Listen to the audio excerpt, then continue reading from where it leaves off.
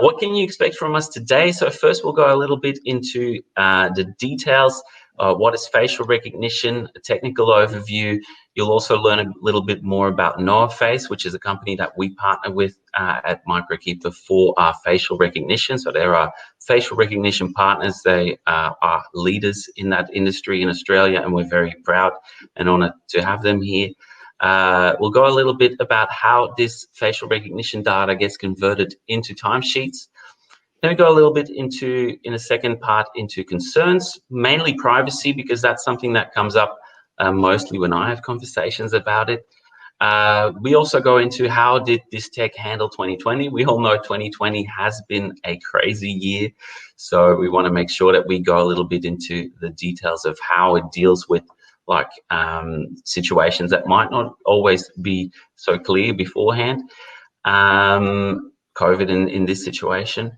We'll also have a look at the future. What does the future look like for both timesheets and facial recognition and biometrics in a broader sense?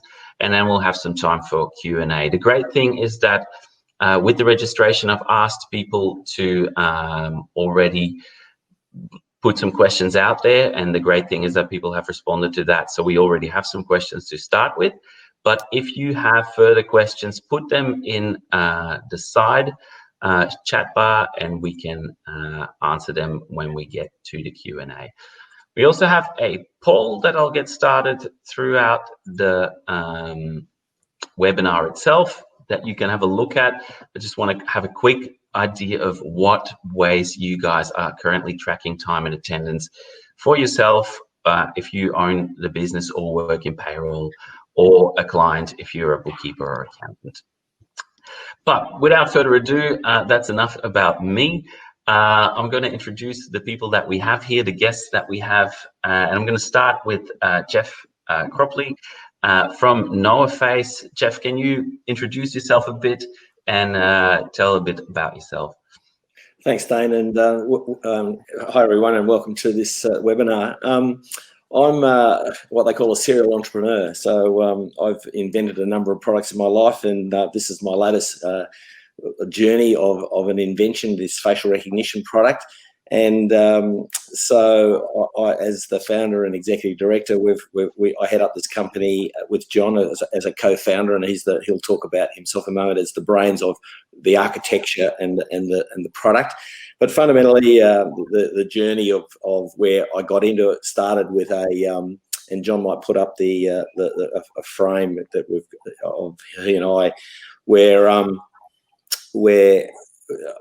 actually owned a cafe back in 2014, and I had a problem. And the problem was that I couldn't remember my customer names, but I remembered their faces. And yeah. Shane, can we pull down the we might come back to that a bit later, because that's a really interesting story. I'm going to first go around and let the other guys introduce themselves as well, but that's a good one to come back to in a second, and then we can definitely have everything up. But it's a good story, and I'm already looking forward to it. John, I'm going to go to you. Already been introduced, John McLean, in this sense, introduced as the brains of Noahface. That's a big title. Can you tell us a little bit about yourself and introduce yourself to the people that are watching? Yes, hello everyone. I'm the CTO at Noahface, John McLean.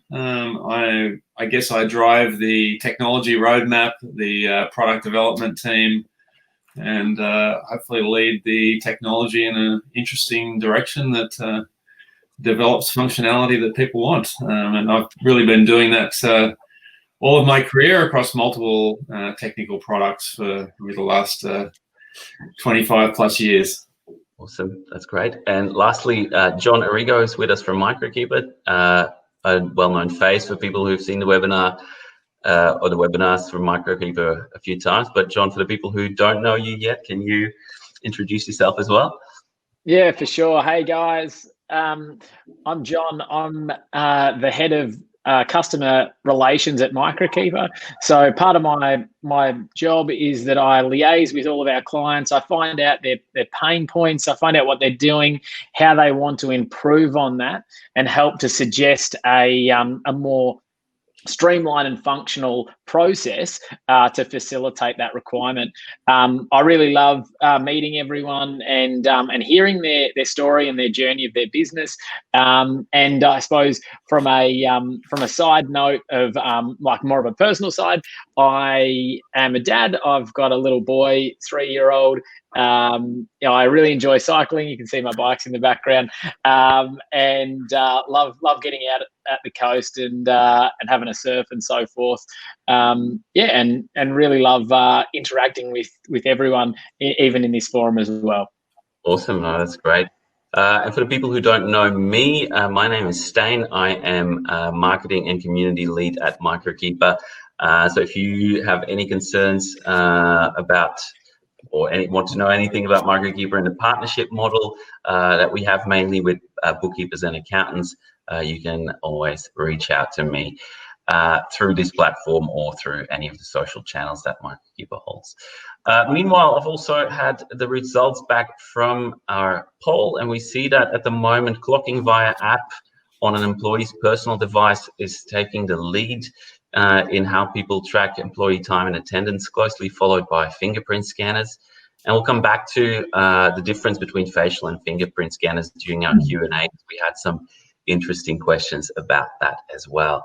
So that's all well and good from there. And also thank you, Harmony, for letting us know that you can hear us okay. So that's great. Always good to know at the start of a webinar so we don't get 20 minutes in and people are struggling hearing us. So that's great. Jeff, I interrupted you earlier, but definitely a very interesting story, and maybe I'll let you guys take the lead on this, because the first agenda point that I kind of wanted to tackle is what is facial recognition, and who better to talk to than the two people that probably know best about that in Australia, I think, at the moment. John or Jeff, I don't know which one of you wants to take that question. What is facial recognition? And maybe then indeed we can go a little bit into how Noahface started and started with facial. Sure. So let me talk to the technology first, and then I'll hand back to Jeff. So I'll just share my screen here. Awesome, thank you. Excellent. Hopefully you can see that now. It might take a second. There it is. Yes, it's coming up. So let me just start with an overall definition. I'll actually use I'll lay out a number of definitions, because I'm sure we'll use these terms throughout our conversation. So facial recognition to us is just the process of identifying a person by analyzing an image or a frame of a video and looking at their face in the image. And really one thing that's interesting here is that facial recognition was actually first demonstrated over 50 years ago now.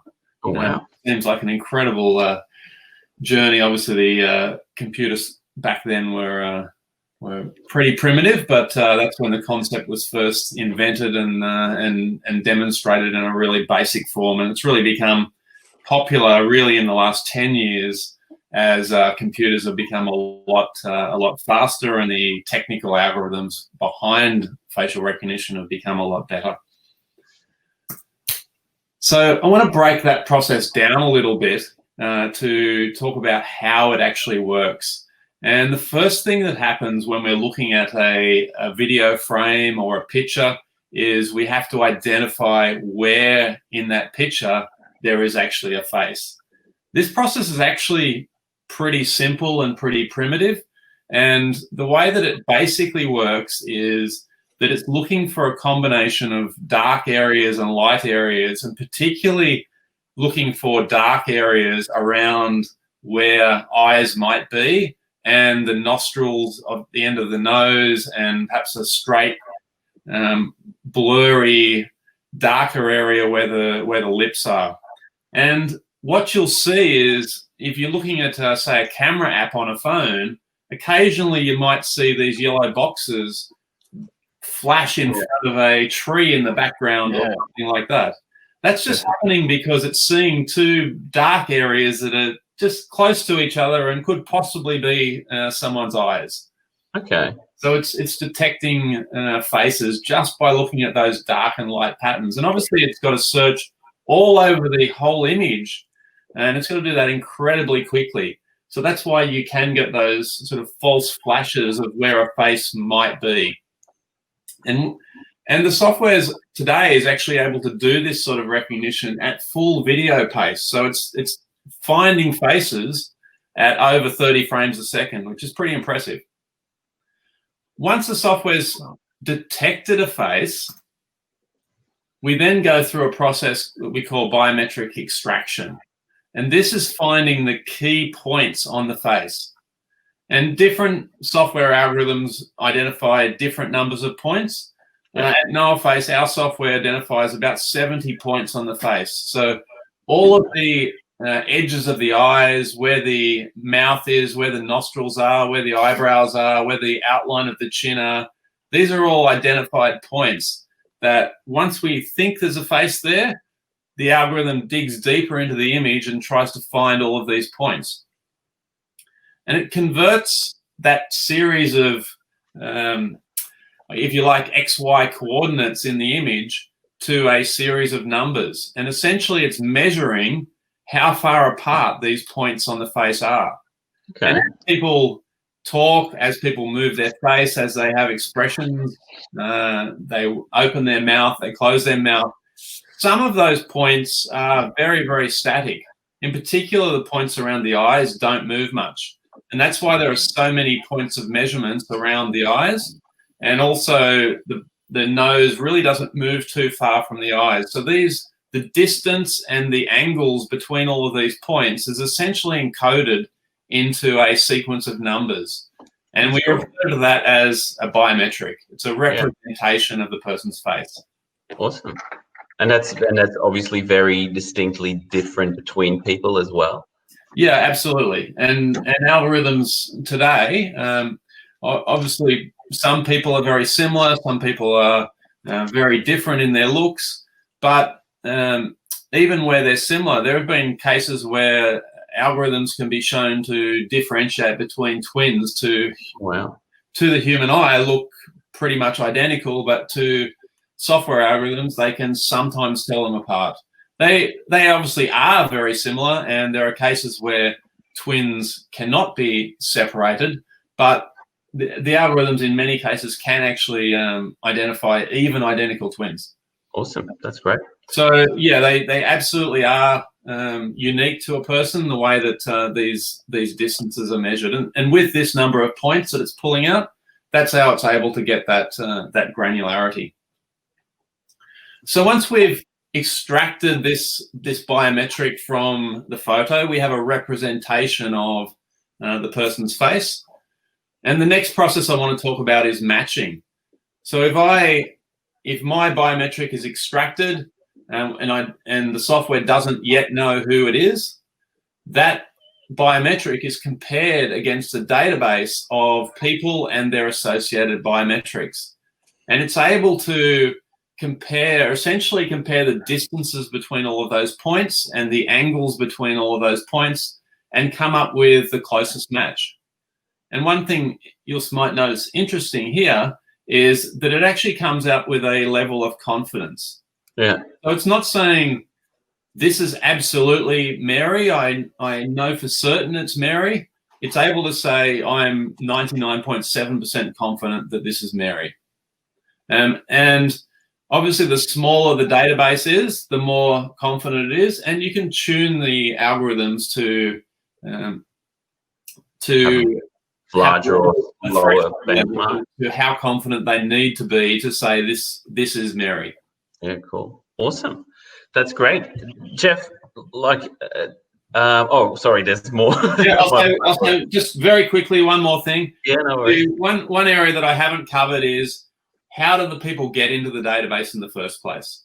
And that happens through a process of registration where people give permission for the software to extract their biometrics and to store that against their database record.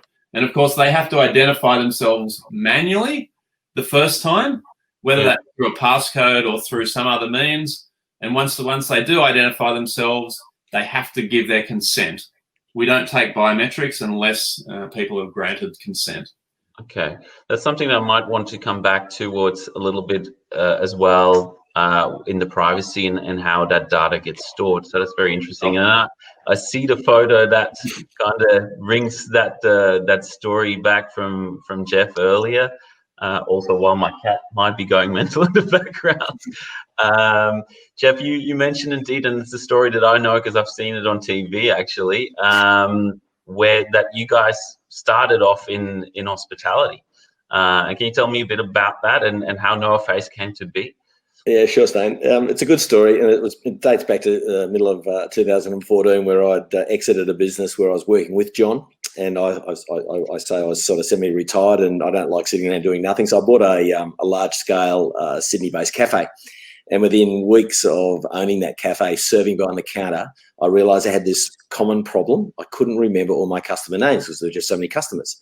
And facial recognition, as John has just pointed out, it's been around for 50 years. And I said to myself after a couple of weeks of deliberating, what am I going to do? And being a problem solver, that's my sort of background. I rang up John and I said, hey, John, you reckon you could build me an app using an iPad, using facial recognition software that could identify my customers once they're in the iPad when they walked up to the point of sale? And John went, yeah, I reckon I could do that. Anyway, cut a long story short, it took John, I think, about a year to get it absolutely perfected. But when you walked into my cafe and I had 8 or 9 staff, no matter who served you, you were always welcomed by your first name, and we knew what your regular coffee order was. And then the business, John and I soon realised after about a year that there was a huge opportunity as a business with this core technology driven on an iPad to do all these other business functions. And so the time and attendance space that we play in now, where we're using your face as the credential when you arrive at work to send a timestamp through a product like Microkeeper, which gets deposited into the timesheet when they arrive at work and when they leave at work. It's the simple way to look at it now. We're in the time and attendance space. We're a facial recognition Bundy clock. And then we can use obviously the same technology to open doors using your face as the credential instead of carrying a swipe card or a fob or using a pin pad. And there's a plethora of other business functions you can use our core technology from. So that's the journey of where we came from and where we are today. Yeah, cool. And I see that there's also a scanner in the back, so we can maybe later on get a little bit of an idea of how it's used in the wild. Sure. But it's awesome that you like you said, like as a problem solver, that you just took this problem that you had and basically came up with that solution. And I like the fact as well that you went the extra step and actually recorded the favorite coffees of the people that came to your cafe. So you already knew, like, okay, these are the people that are there. I already know what they want, and it's basically like having a barista with perfect memory. So that's really awesome, and it's great that we now can use that technology that you guys have perfected over the years to indeed turn that into timesheets. And that's where I come to our second point, and I'm going to hand over to John Arrigo from Microkeeper. And indeed, so we've got that technology that John McLean has talked about in detail, and I have also a better understanding about now. How does that facial recognition data then get turned into timesheets, and what does Microkeeper actually do with that data? Yeah, good question. So basically, we've seen from John and Jeff that we've got the staff member, they've been rostered, they've come into work, we've recognised, yes, this is whoever it is, Sally Smith, and now what are we going to do with that? So we then send that data through to the Microkeeper platform as a timestamp. So in essence, we now know, what day was that clocked, what time of day was it, and was it a clock on or a clock off action? I think one thing that, especially with time and attendance, and especially with Noahface, is always a worry for businesses because it's a point of failure. So if the time and attendance fails, and especially with a cloud-based solution, which is very, very common now, is what about the old question of what happens if your internet goes down? Now, it's probably well and fine if you do have 1, 2, 5 staff members, it's not a big deal. Your internet goes down, we record it on the old, pen and paper, no stress at all, and we can upload that into Microkeeper. We can key it in as a manager. But let's amplify that now, and now we've got a business, we've got multi-site, and potentially on one site we may have 200 staff members, and we've got an internet problem. Well, now we do have a big deal, because let's just say at a minimum, we've got 2 shifts, or a clock on and a clock off. So 2 instances in one day that a staff member is interacting with the system. We don't have internet. So we've potentially got a max, or almost a minimum of 400 potential manual situations that we would have to do. Well, that's where Noahface again chimes in, and we do recommend it to our clients who do have issues with potentially patchy internet, or even large equipment that pulls power away from the mains because it's operating at such a high percentage. Noahface has the ability, and it's the only one of our clocking methods that does have the ability to operate in a total offline power out scenario. So what we call the employee experience remains exactly the same. So from a staff member point of view, they don't know that the internet's down. They don't know that the power's out, other than maybe it's dark in the factory or whatever. But as they approach the machine recognizes them, and it stores the data locally. Then once the internet or power does return, obviously the unit will continue to charge, or it will sync the data through to our cloud-based platform. So one thing that facial recognition has definitely brought to time and attendance and solved a problem, we can obviously go into other problems being 2020 and a pandemic, and going into a touchless scenario. Well, there's no other product or time method really that is totally touchless. Facial recognition does bring that as well, and does fulfill those needs. Awesome, and that's something that we'll touch on a little bit later as well. And some people with a keen eye might have also seen that there's like an extra something on top of the iPad in Jeff's view, and they'll be revealed a bit later on when we talk about the pandemic and what 2020 has brought. Before we do that, I was thinking maybe I also can quickly showcase a video that we've done with Microkeeper, where we show how it's actually how we use facial recognition and Noahface. I'm just going to play that. It might be good if you want to turn if the presenters want to turn their volume a bit down so that we don't get an echoing. But this is basically touchless time tracking live in action. With this new touchless time tracking, your staff can clock on or off without lifting a finger. It's really easy. Employees rock up in front of a wall-mounted iPad. The clocking app recognizes them and registers the start or end time of their shift. This facial recognition time and attendance system is powered by Noahface and integrates directly with our payroll platform, building employee timesheets in real time. Touchless time tracking is a fast, accurate, and safe way of tracking time and attendance. Interested? Call us on 1800 940 838 or visit microkeeper.com.au. Perfect, and I think that also shows a little bit how quickly indeed it does that registration of the time and attendance data out in the wild. So that was obviously me and one of my colleagues in the offices of Microkeeper just testing it, and it was, I think, when we got one of our first units out there. But just to see that you can walk up to an iPad and in literally the space of like half a minute, you can scan 2 people without any problem, and the time and attendance data is automatically filtered through to Microkeeper and basically says, yes, these people are here, and gets clocked on and basically gets recorded in Microkeeper. And if someone walks in, they can check like who's clocked on at the moment, all of that being available through Microkeeper. And with the integration with Noahface, it's definitely great to see, and it was great for us to play with as well. And when we see clients have it installed, it's always cool to see like the very first times they use it and the excitement that brings as well.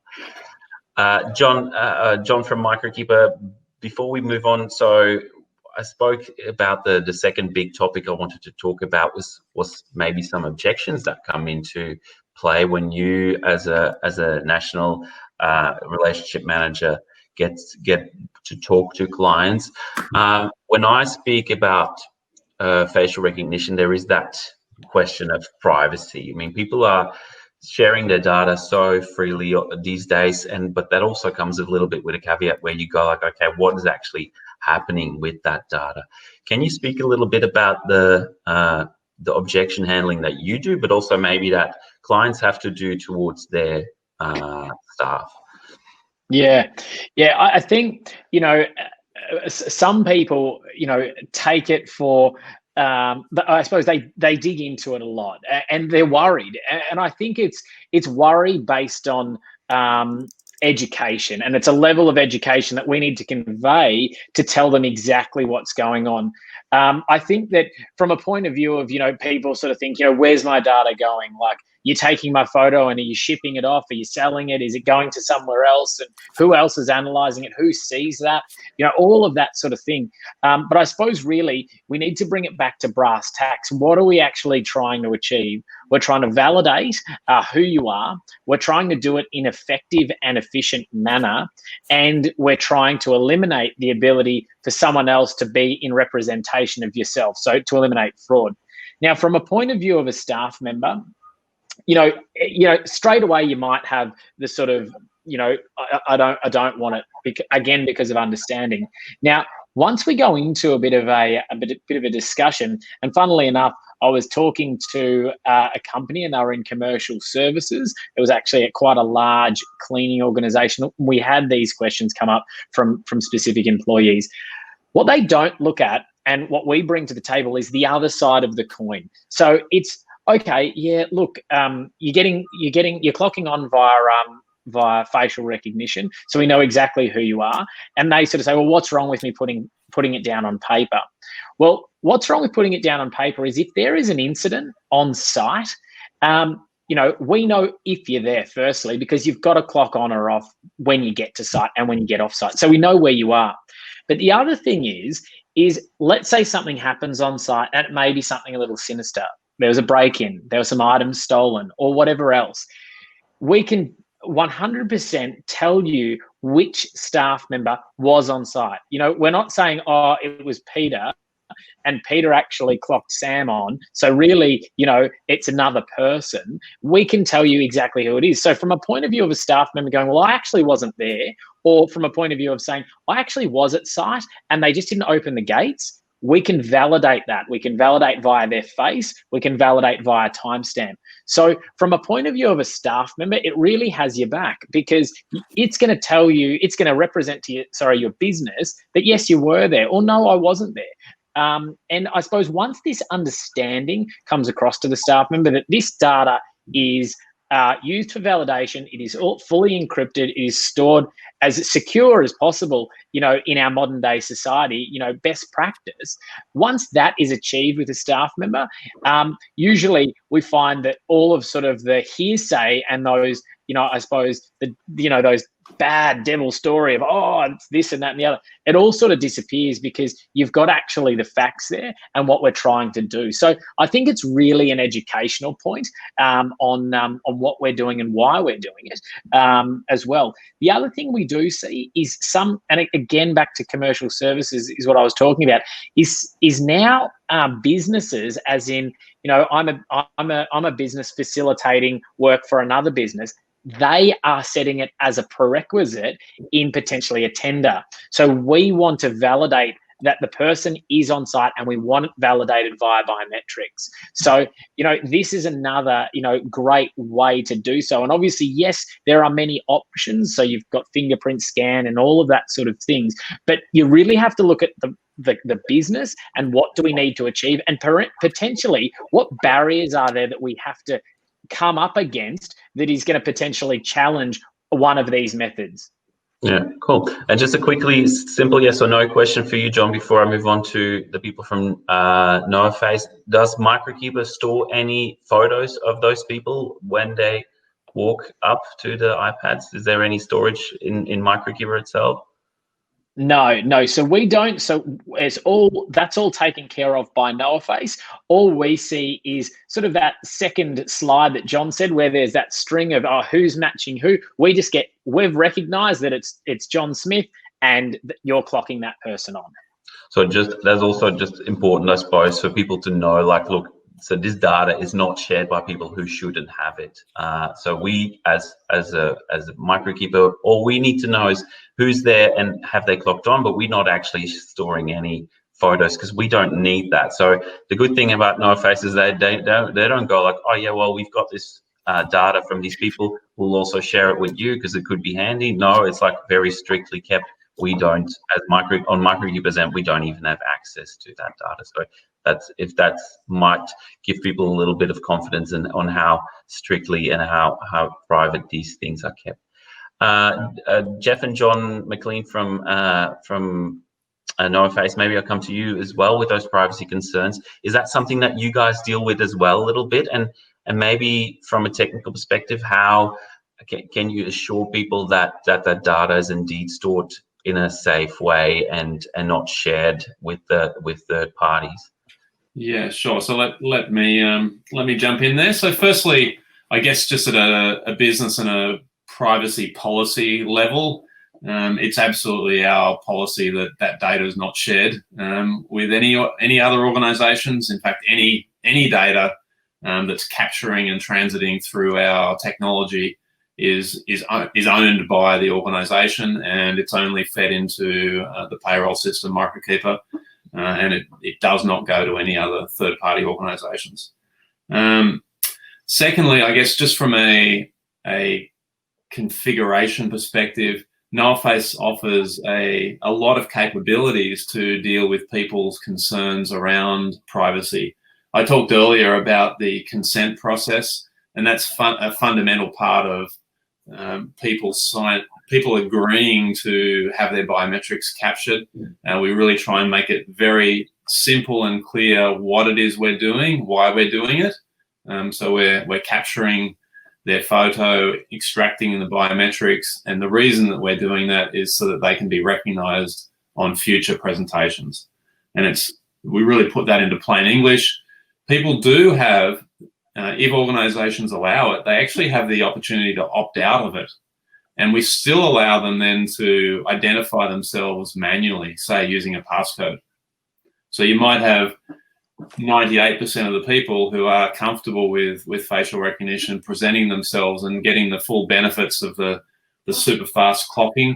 But if people can't be convinced, that we can provide them options to register their time manually. Obviously, if you do that, then we lose some of the benefits for those people. We can't prove that it is that person if they're entering a PIN code, because they could have shared that with someone else. But we do provide those options because there genuinely are those concerns that some people have. Yeah, great. And when someone leaves, say, an organization or a business, can their data be taken off Noahface's servers? Is that an easy thing to do as well? Yes. So be requested. Yes, you can request that your data be removed, and that's part of a number of privacy legislations around the world, that people do have the right to request that their data be removed. Now, what will happen from an automatic perspective is that we do keep clocking history for 90 days, and then after that, things are permanently deleted. Yeah, awesome. That's just to make sure that that differentiation is there. That's from a Noahface end. Obviously, from a Microkeeper's end, we keep that data, not the face, but the time clocking data for a longer period, because that might be needed. Just putting that out there as well as a little caveat. But yeah, that's good to know, so that that you guys definitely are already taking steps to making sure that data doesn't stay on the service longer than it needs to be. Jeff, is there anything that you want to expand on that? The only thing under the heading of configuration, the customer has a choice of capturing a real image of the person, in which we call the event, on it, which stays on the server for 90 days. But if they don't want to do that, they can put just an avatar up there. It's just a little black avatar. So there's configuration there for the customer if they've got privacy concerns about a little JPEG image being held on our server for 90 days. So there's a choice. All right. So do I understand that correctly then as well? So you guys store the biometrics that are extracted, but not the image itself if you opt for that? Yes, that's correct. If you set it up that way, that's exactly how it works. So we're just storing the biometrics. And of course, if you think back to the technical explanation I gave at the beginning, that sort of explains how that's possible. As a separate, we're basically transforming the image into this biometric, and we're able to just store that. So that's just basically a string of numbers and text, kind of like you showed at the beginning. That correct, and it can't be reversed from that. You can't reverse that process. It's the string of numbers is a lot smaller than the photo. Yeah, great.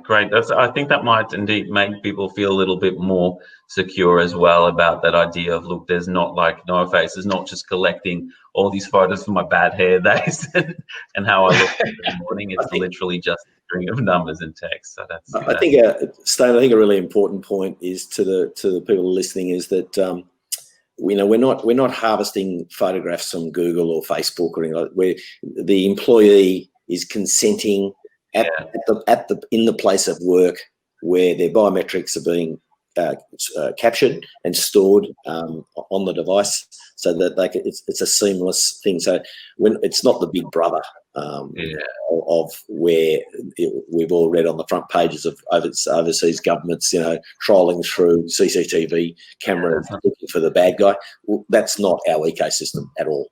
That's great. That's good, and it's good to know. Like, I think that's something that a lot of people might worry about, because you hear those stories. But it's good to know that you guys take it seriously as well, and that's not something that you just brush to the side. So that's awesome. We already saw, and I need to keep an eye on time as well, because I want to be respectful of people's time. So I want to go maybe a little bit faster so that we have enough time at the end for our Q&A. But we already saw a little bit how touchless time tracking works in that video that I showed earlier. And John from Microkeeper touched on the fact that facial recognition is indeed something that, with this pandemic that 2020 has brought, was the only solution that was completely touchless, that could have people rock up in front of that iPad and take their photo, and then basically they didn't even have to touch anything, their work locked on. So for the need of shared surfaces or stop sharing surfaces, that was actually a really good solution for us. Jeff, there was something more that you did with Noahface as well, integration that I think is very promising in situations like this. Can you talk a little bit about that little black thing that you have on top of your iPad there, and how that has proved valuable this year? Sure, thanks, Nate. So this idea came from a very large mining company who asked the question of one of our resellers in Perth: did Noahface have a facial recognition access control system that could check the credential, making sure it was that person who was going to go through a door, but they wanted to check the temperature of that person, because one of the symptoms of the COVID virus was fever, an elevated fever. And the answer at the time was no, and that question filtered through to my desk, and very quickly we realised there may be an opportunity if we could find a good sensor, a thermal sensor, and which we did. So fortuitously, we found a company in Australia, in Sydney, and we partnered with them, and we very rapidly built it. With what I've got behind me here is a kiosk, as we call it. It's got our core technology.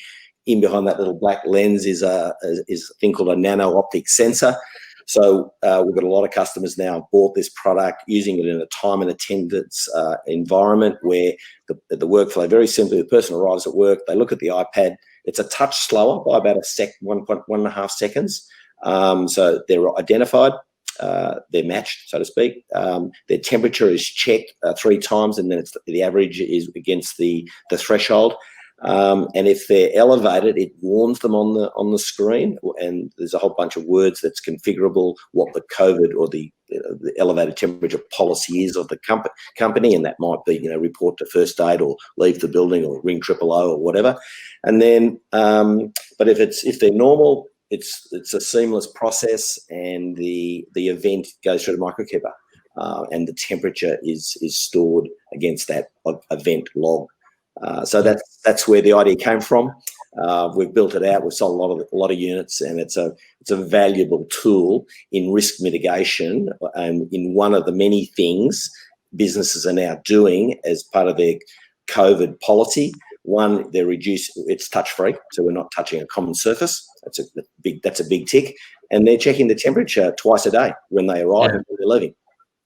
And it's good for a well-being point of view as well, for basically just making sure that these people are making sure they don't stopping in at work when they're spreading a disease. So yeah, it's good to see. Like you mentioned at the start, you're a very problem-oriented, like problem-solving oriented person, and so this came to your desk and you immediately came up with a solution, and that's great to see how quickly you guys have risen to that challenge, really, and also worked with an Australian company, which is something that I love, and is something that Microkeeper also really likes, is working together with Australian companies like yourselves, and that you guys then do the same thing. It's nice that we have all those shared values. So yeah, definitely it's been a great tool during 2020 and the crazy year we've had.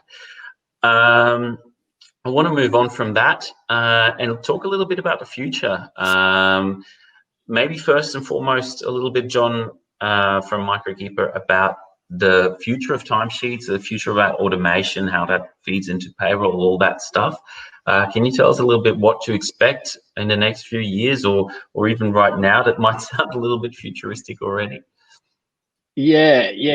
Great question, Stain.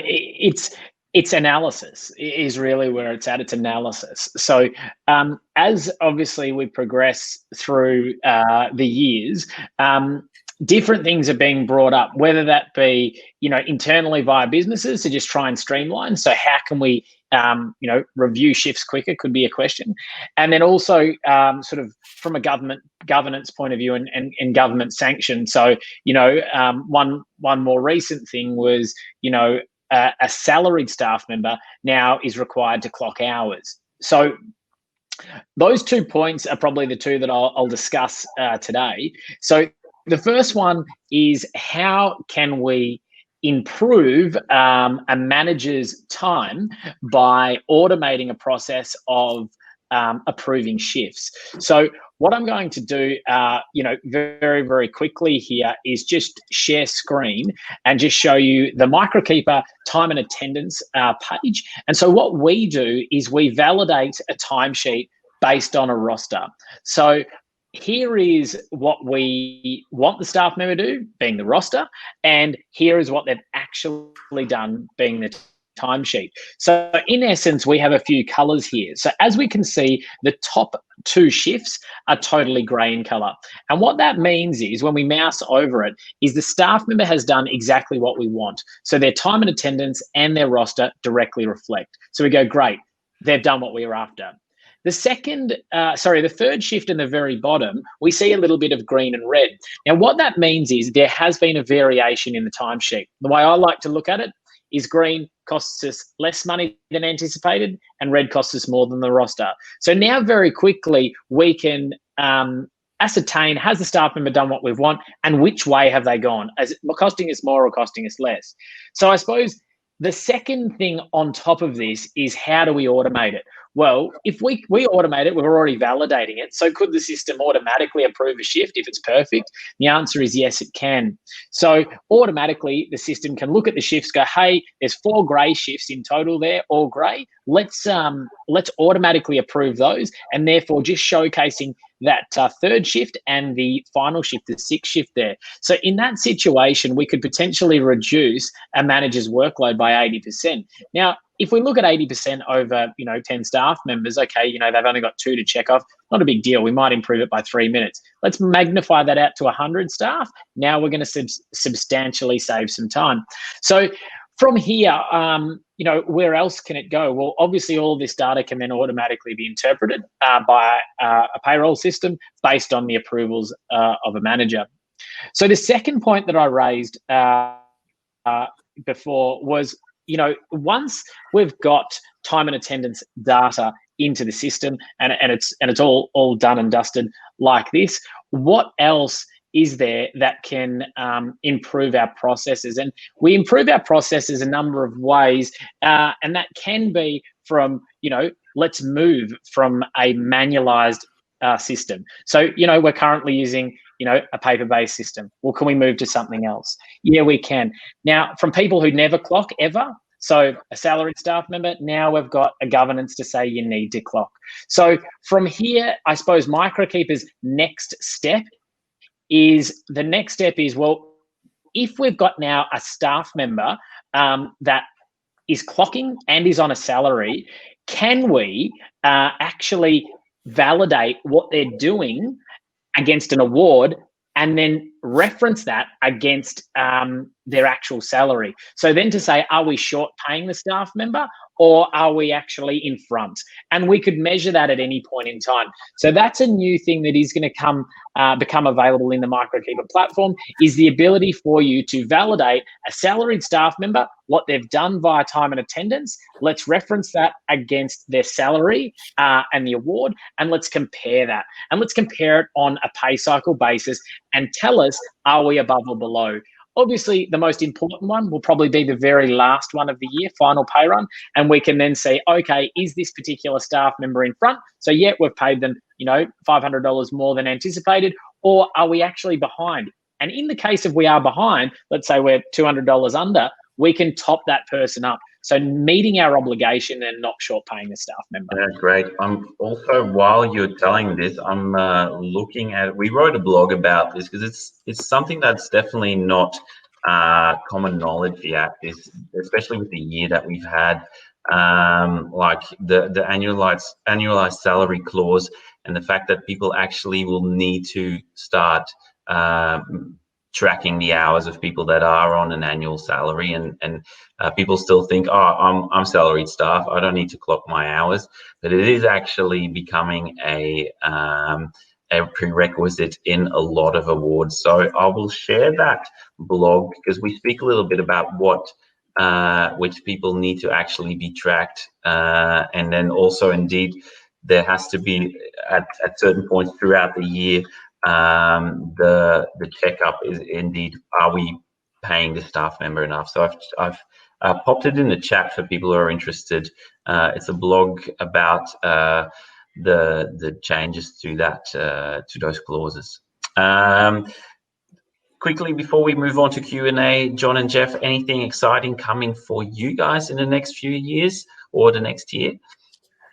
I guess what we're seeing is that people are beginning to use our technology beyond time and attendance. Certainly our major focus over the last few years, and continues to be by far the biggest part of our business, is time and attendance. But we are starting to see people now using the technology alongside that for both opening doors and also for visitor registration. And in both of those cases, the captured biometrics can automate a process. So automatically opening doors, we actually saw that in the video that you shared earlier on. As part of clocking on, it was also unlocking a door, or could be unlocking a door. I don't know whether you're actually doing it in that case, but it certainly can be.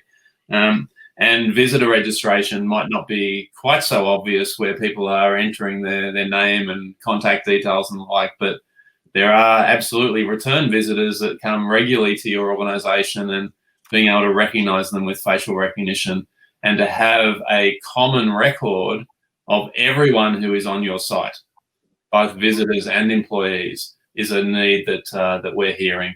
So that's really just in its infancy, but we're starting to see that grow now.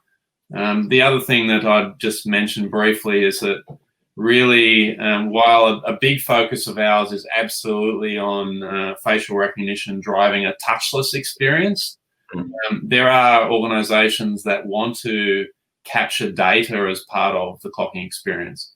And the fact that we have the platform of the iPad allows us to have pretty rich interactions where we're presenting pick lists, allowing people to choose between projects or cost centers or those sorts of things. So, and it might be for some users, you want to collect that information. For other users, you simply want them to clock in and clock out. So that rich interaction that's happening on the iPad screen, both collection of data and presentation of messages and videos and those sorts of things as part of that interaction that people have every day is really important area of growth for us. Awesome. Just one other thing there, just adding to John's using the word interactions. The system will display expiries like a forklift license expiring or a first aid certificate expiring, and warn that individual that their license or certificate or training event is about to expire in 7 days or 14 or a month's time. So that interaction, that's what our solution. It's rich in those sort of features.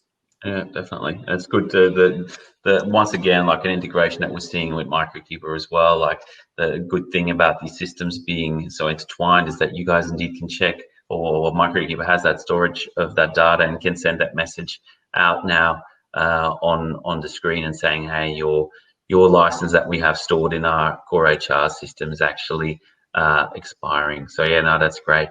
That leaves us 7 more minutes for Q&A. If anyone has any further questions, you can pop those in the chat box. We already asked some of you guys to send in some questions beforehand, so I will keep the answers short because I want to be mindful of people's time. Facial recognition better than fingerprint, or what are the main differences? John, you've already mentioned the operation of it online, offline. Is there anything more that you see for people using a fingerprint to maybe upgrade to facial recognition? Yeah. I think, the question of, is it better? I think that's more, it's the environment. It's, what do you need in your environment? So, as an example, I go back to, let's say a hotel. A hotel is, you've got cleaners potentially working at a hotel, people that, are in a kitchen and that sort of thing. People that's hands can be affected by their job. So, a chef may cut their finger, might be constantly, wet in water, that sort of thing. A staff member who cleans may be exposed to bleaches, etc., etc. Is fingerprint a good idea? Absolutely not. You want to go with something that is not going to affect, where, what you do as a job. So that's where facial recognition definitely comes into its own. One other thing, it was funny, one of our very, very first clients on facial recognition was a business that we've had for many, many years. They're a steel fabricator, and basically the instruction from our team was try to break it. Now, what happens with them is when they sand metal, it basically covers them in dust, and it's a fine dust. So, again, fingerprint scan, not a great idea. Their hands go from beautiful and clean 1 minute to the end of the day, they're absolutely dirty. So yeah, you can clock on at the start of the day, but everyone struggles and is angry at the end of the day when they're trying to clock off. Facial recognition, I literally had photos of guys that covered in dust. It looked like, they'd been to the Bahamas for 4 weeks and had a massive tan, and there was no difference in clocking. So that was, as John mentioned about the measurement of points, it really doesn't matter that much about the color of the skin, obviously, because of the effect of dust. The measurement of the points are the same.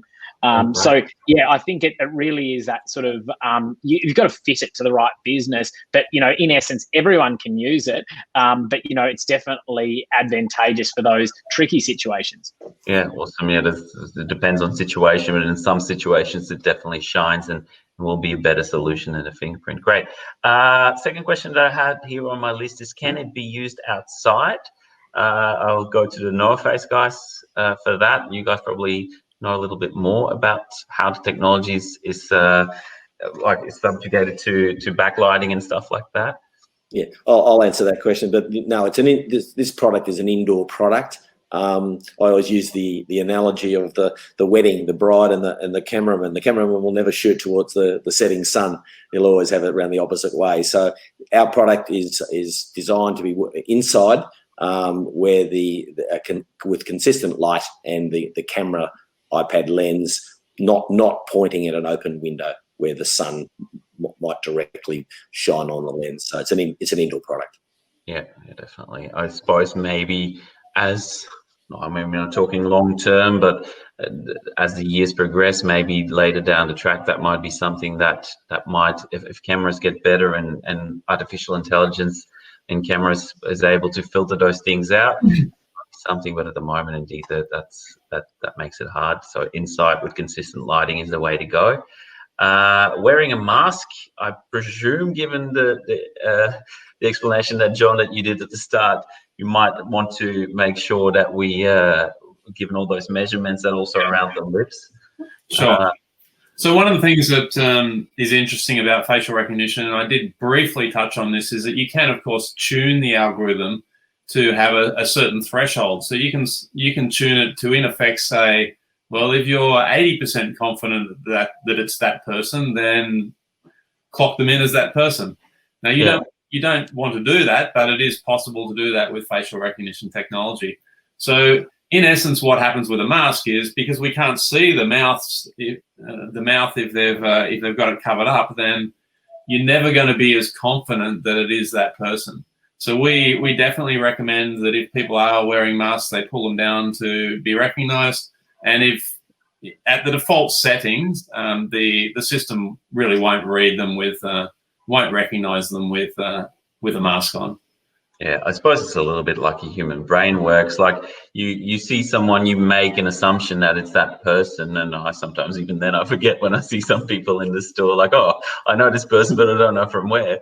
But I suppose especially like as we struggled at the beginning when we saw other people with a mask on, that's how a computer works. And the other similar area, of course, is really dark sunglasses, for example.